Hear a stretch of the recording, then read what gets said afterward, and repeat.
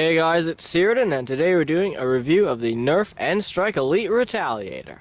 So the Retaliator was released in 2012 under the Elite series, and it's a fairly big blaster, so I'm not really able to fit it in the frame all that well, but I can still talk about it.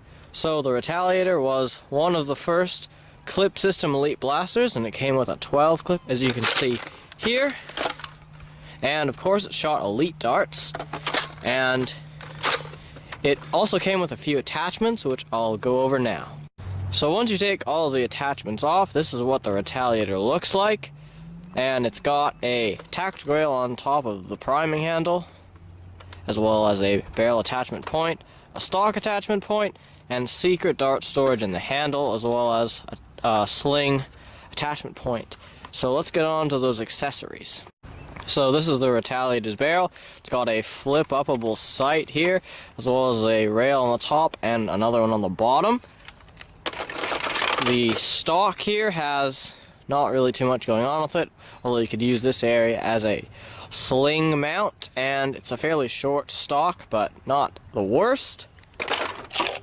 And there's also the handle, which is reasonably comfortable and doesn't really have anything else going on with it. So that's all the attachments. So to fire the Retaliator, you first need to have a clip loaded in it, which I don't. So you gotta prime the blaster first, like that. Then you take a clip, any clip will work, and you insert it like that into the blaster so that it's stuck in there. And then you push it forward like this, and now you pull the trigger, and you can fire away. So once you fire the blaster, like that, you need to prime it back again to take out the clip. While we're here, I'll also point out that there's a jam door in case you have a jam, which is not an unlikely occurrence. And to take out the clip, you pull back on this, like that. There's one on each side, which is nice. And you can take the clip out. There's also a priming indicator, which isn't very good. And it tells you when you're primed, and then it tells you that you're not primed. Another interesting thing you can do with the Retaliator is if you don't have a clip in it, you can actually fire it like a single shot. So I don't have it primed, but you can put a dart in the barrel like that, prime it, and then pull the trigger, and it fires as normal. So that's it for the overview of the Retaliator. Now moving on to the range test. Hey guys, it's Tom, and today we're range testing the Nerf N-Strike Elite Retaliator, which I cannot fit in the frame. But anyways, we're just going to be shooting Elite darts out of it, starting off with flat shots. Let's go. By the way, I do have the barrel on, but that may only decrease the range by like a foot, or not even at all. Anyways, let's go. Okay, now angled shots. Okay, that's it for shooting the darts. Now let's check the ranges. Okay, so our first 3 shots here are from 46 to 47 feet. So that's pretty nice grouping. And way up here, our next shot is around 70 feet. Next one is at 71 feet. And our last shot is at 75 feet. Okay, that's it for the range test. Now on to the conclusion.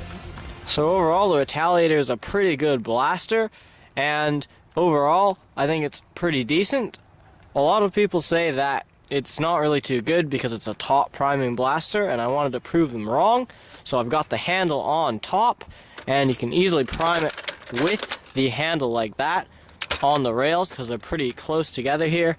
There's not really any good chance of it slipping, and you can fire pretty fast with that method. So there you go. So the Retaliator was released in several different color schemes. We've got the original blue version here. There's actually another original blue version, which is more common. This one, for whatever reason, has less paint on it than normal, which is kind of surprising because there's already almost no paint on blasters nowadays. There's also a Sonic Ice version and an Elite XD version, and I think that's it. So the Retaliator doesn't really have too many flaws with it. I mean, you could count the top prime as a flaw, but I don't think it's that big of a deal.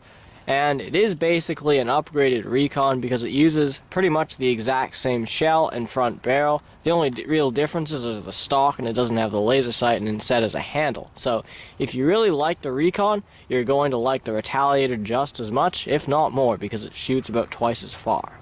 I would definitely recommend the Retaliator because it's a pretty good performing blaster and it's pretty reliable. It's also quite a compact clip system blaster once you take off all the attachments, so that's another good thing it has going for it. So I would definitely recommend one.